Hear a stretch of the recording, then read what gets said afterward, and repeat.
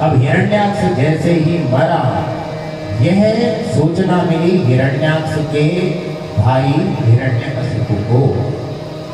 हिरण्यकशिपु भी महापराक्रमी था। हिरण्यकशिपु ने विचार किया कि यदि मुझे अब अपने भाई का प्रतिशोध लेना है तो मुझे पहले अपनी शक्तियों की वृद्धि करनी होगी। तो शक्तियों की वृद्धि कैसे हो? ब्रह्मा जी का तप किया जाए। तप करने हेतु निकला। जिस समय तप करने हेतु निकला, नारद जी समझ गए कि यह दुष्ट अब आतंक फैलाएगा। तो नारद जी ने एक शुक को प्रेरित करके जिस स्थान पर हिरण्यकशिपु ने तप प्रारंभ किया, तोते के रूप में नारायण नारायण नारायण कहलवाया। हिरण्यकशिपु ने वह स्थान छोड़ा, दूसरे स्थान पर चला गया, वह तोता वहां भी पहुंचा। इसी प्रकार जब दो चार स्थान बदले तो वह हिरण्यकशिपु वहां से वापस अपने राजभवन में आ गया। आज हिरण्यकशिपु की जो धर्मपत्नी है कयाधु ने पूछा, स्वामी क्या आपका तप पूर्ण हो गया है? आप तो कह रहे थे कि हजारों वर्षों में लौटेंगे, आप तो इतनी शीघ्र ही वापस पहुंच गए, क्या आपकी तपस्या पूरी हो गई? अरे नहीं देवी, मैं जिस स्थान पर भी तप करने हेतु बैठता, उसी स्थान पर एक दुष्ट तोता आकर के नारायण नारायण कहने लगता। कुछ देर बाद देवी फिर पूछती, प्रभु वो तोता क्या कहता था? अरे तुम्हें बतलाया तो था, नारायण नारायण कहता था। फिर कुछ समय भोजन करते वक्त पूछा, क्या कहता था? अरे इतनी बार बताएं, नारायण नारायण कहता था। पूरे दिन भर में दिनचर्या के साथ साथ आज उस देवी कयाधु ने अपने उस दुष्ट दैत्यपति के मुख से भी 108 बार नारायण नाम के मंत्र का जाप करवा दिया। उसी रात्रि में पति पत्नी का समागम हुआ, कयाधु गर्भवती हुई और उसी नारायण नाम के तेज के प्रभाव से आज कयाधु के गर्भ में एक सुंदर बालक का प्रादुर्भाव हुआ। प्रातः काल पुनः हिरण्यकशिपु वन को गया। हिरण्यकशिपु ने जाकर के बड़ा कठोर तप किया और उस तप के प्रभाव से जब ब्रह्मा जी प्रसन्न हुए तो प्रसन्न होने पर ब्रह्मा जी ने वर मांगने को कहा। आज हिरण्यकशिपु ने वर मांगे, ना धरती पर मरूं, ना आकाश में मरूं, ना अंदर मरूं, ना बाहर मरूं, ना नर से मरूं, ना देवता से मरूं, ना पशु से मरूं, ना किसी अस्त्र से मरूं, ना किसी शस्त्र से मरूं, ना परमात्मा के बनाए हुए किसी जीव जंतु से ही मेरा वध हो, ना ही मैं किसी भी कालखंड में किसी भी अभी तक जितना भी ये समय चल रहा है इस समय में मरूं। ब्रह्मा जी ने कहा, देखो भैया, ये है कि आज तक तुम्हारी तरह मांगने वाला कोई नहीं हुआ है, लेकिन सत्यता यह भी है कि तुम्हारी तरह तप करने वाला भी कोई नहीं हुआ है। तो तुमने इतना प्रभावशाली तप किया है, मुझे प्रसन्न किया है। सो उत्तिष्ठोत्तिष्ठ भद्रते तपः सिद्धोऽसि काश्यप। काश्यप ऋषि की संतान है ना हिरण्यकशिपु हिरण्याक्ष। सो हे काश्यप, तुम उठो, तुमने यह जो तप किया है मुझे प्रसन्न किया है, जाओ मैं तुम्हें तुम्हारे मन के अनुकूल वरदान प्रदान करता हूँ।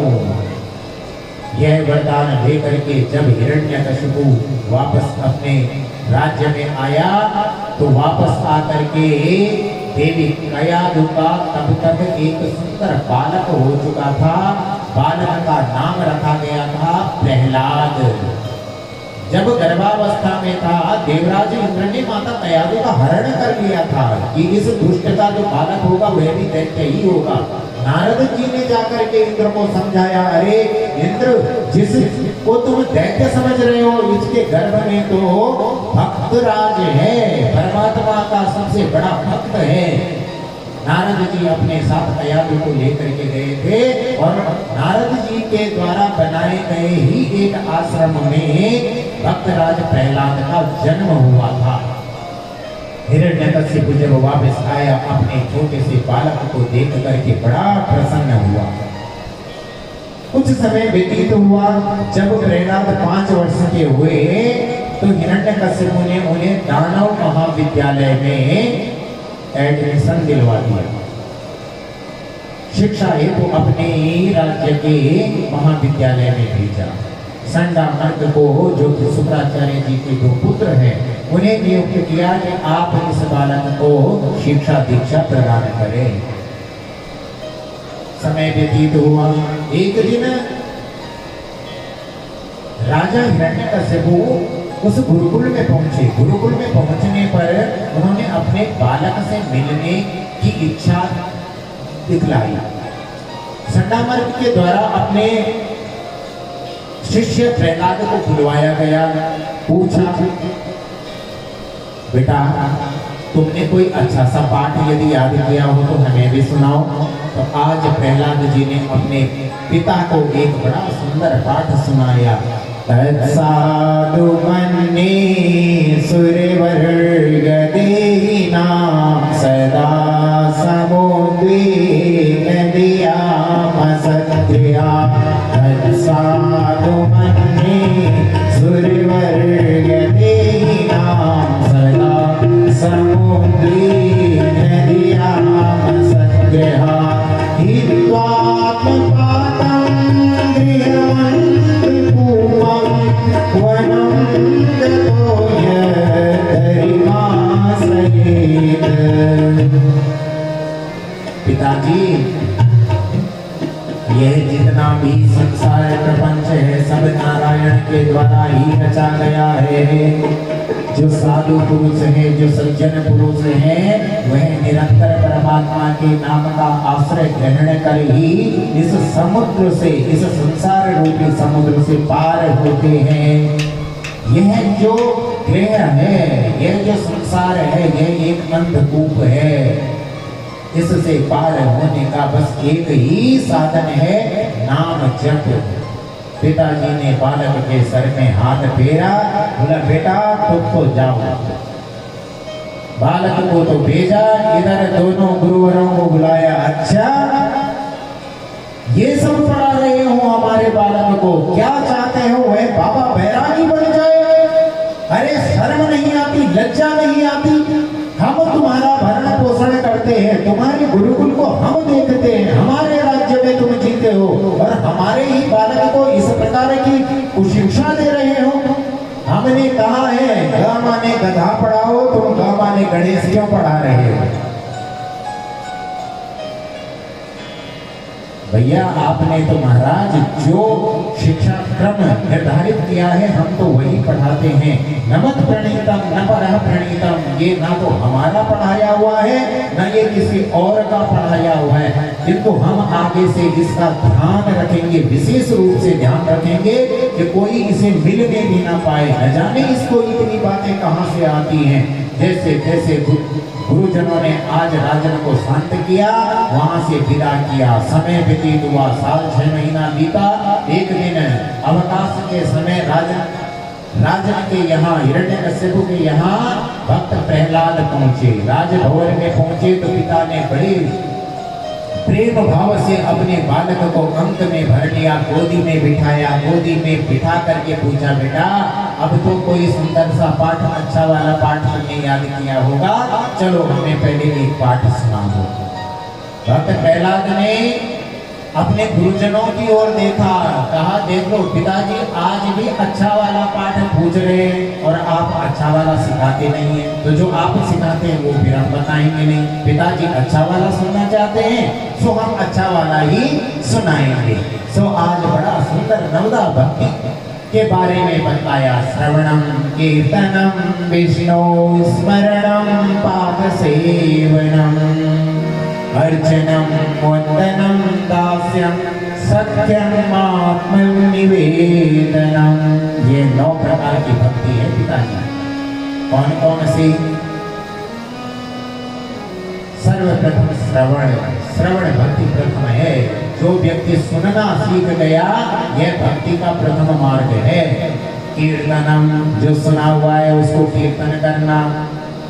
गोस्वामी बाबा तुलसीदास जी के शब्दों में रामचरितमानस का आश्रय लेकर के इस बात को और सरल बनाते हैं। प्रथम भगति संतन करे संगा, दूसरी रति मम प्रसंग, गुरुपद पंकज सेवा, तीसरी वर्तमान, चौथी भगति मम गुण करे, घर कपट तजगाया, मंत्र जाप मम दृढ़ विश्वासा, पंचम भजन सुवेद प्रकाशा, छठम शील विरति बहु कर्मा, निरति निरंतर सज्जन धर्मा, सातम संग मोहि माया जग देगा, होते संत बधिर करिएगा, आठम जगाया संतोषा, सपने हो नहीं देखूं बरदोसा, नवम सरल सब दीना, मम भरोसे अमर सिर दीना। यह 9 प्रकार की भक्तियां बतलाई। प्रथम भगति संतन कर संगा, यदि संतों का संग करोगे तो सत्संग की प्राप्ति होगी, और सत्संग में प्राप्त क्या होता है? श्रवण भक्ति। यदि दूसरी भक्ति मम कथा प्रसंगा, मेरी कथाओं का, मेरे प्रसंगों का उच्चारण करना, जो आपने सत्संगों में सुना उसे अन्य को सुनाना, उन प्रसंगों को कहना, कीर्तनम, भगवान का कीर्तन करना, दूसरी भक्ति हो गई। इसी प्रकार गुरुपद पंकज सेवा, तीसरी भक्ति अमान, अपने से ज्येष्ठ श्रेष्ठों का, साधु संतों की सेवा करना, यह तीसरी भक्ति है। इसी प्रकार यदि आप कपट का त्याग कर देते हैं तो यही चौथी भक्ति होती है। यदि आपको भगवान के नाम में दृढ़ विश्वास हो जाए तो यह 5वीं भक्ति हो जाती है। इसी प्रकार यदि वेद विहित मार्ग का आप अनुसरण करते हैं तो यह 6ठी भक्ति होती है। यदि आपको जड़ चेतन में परमात्मा ही दृष्टिगोचर होने लगे तो समझिए कि जीवन में 7वीं भक्ति का प्रादुर्भाव हो गया है। ठीक इसी प्रकार यदि जीवन में जो कुछ आपको प्राप्त है, यदि आप उसमें संतुष्ट रहने लगे तो समझिए कि 8वीं भक्ति आपके जीवन में आ गई है। और यदि आपका जीवन, आपका मन सरल हो चला है तो जीवन में 9वीं भक्ति भी आ गई है। 9वीं भक्ति का भी प्रादुर्भाव हो गया है।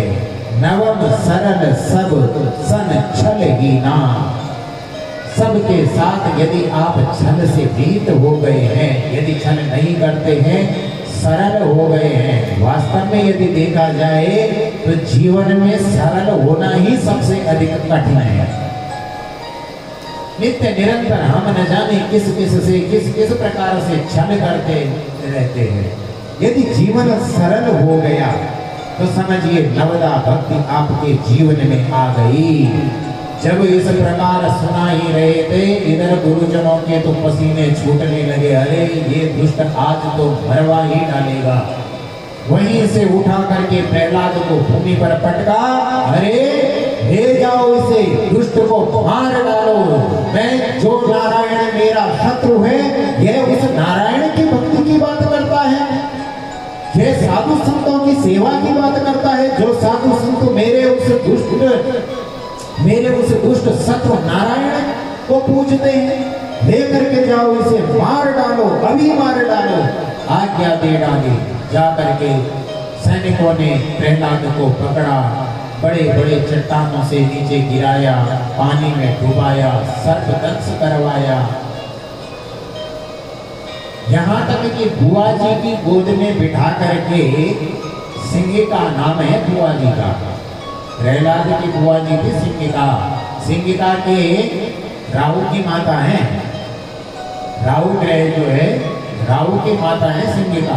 सिंगिका के गर्भ गोदी में बिठा करके बड़ी सी चिता सजाई और उसमें रख करके अग्नि लगा दी। अग्नि लगाई तो सिंहिका तो स्वाहा, लेकिन प्रहलाद हंसते हुए बाहर आ गए। यहीं से सिंहिका का नाम होलिका पड़ा।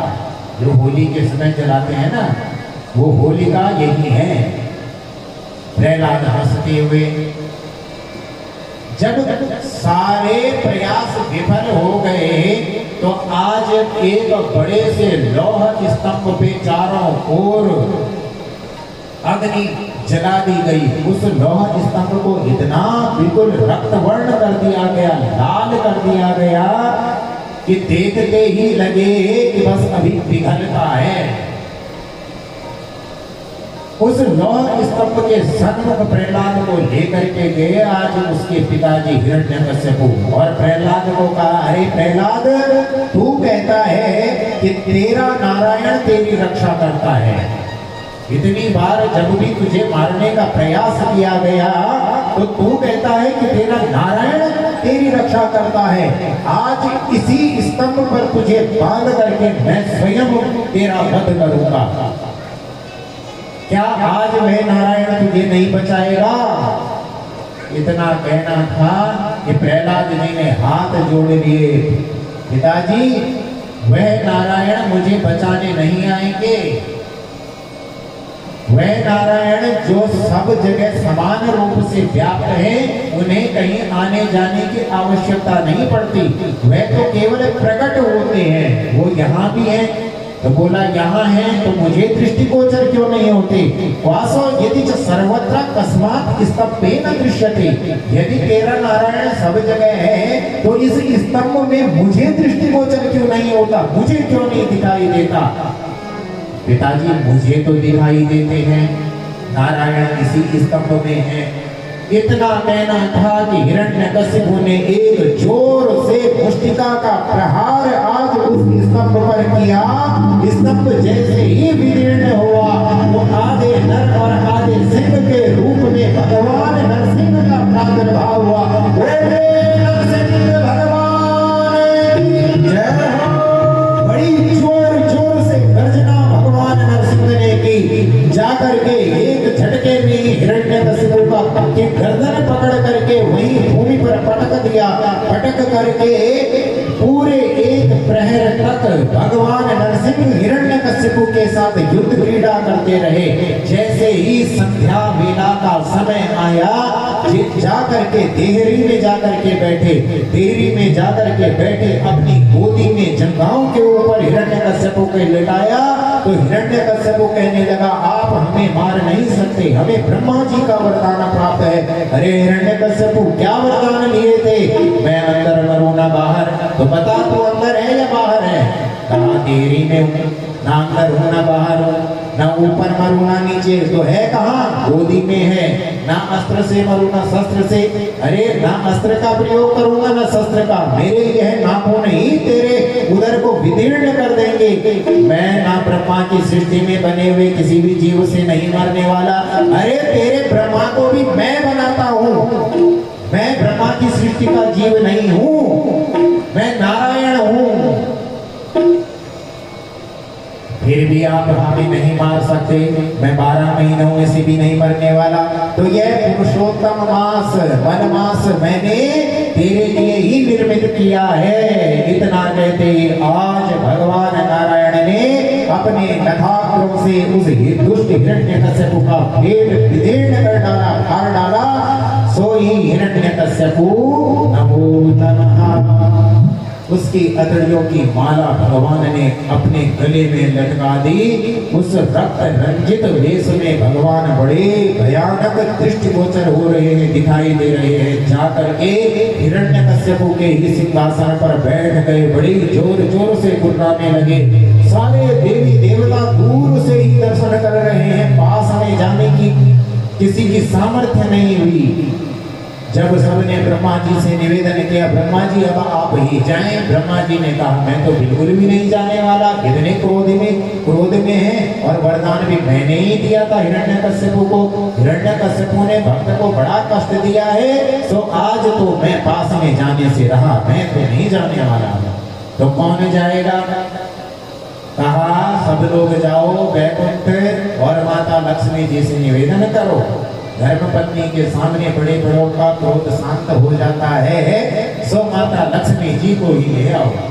मैया लक्ष्मी जी बड़ी सुंदर रेशमी वस्त्र धारण करके झमझम करती आरती की थाल सजाती हुई आई।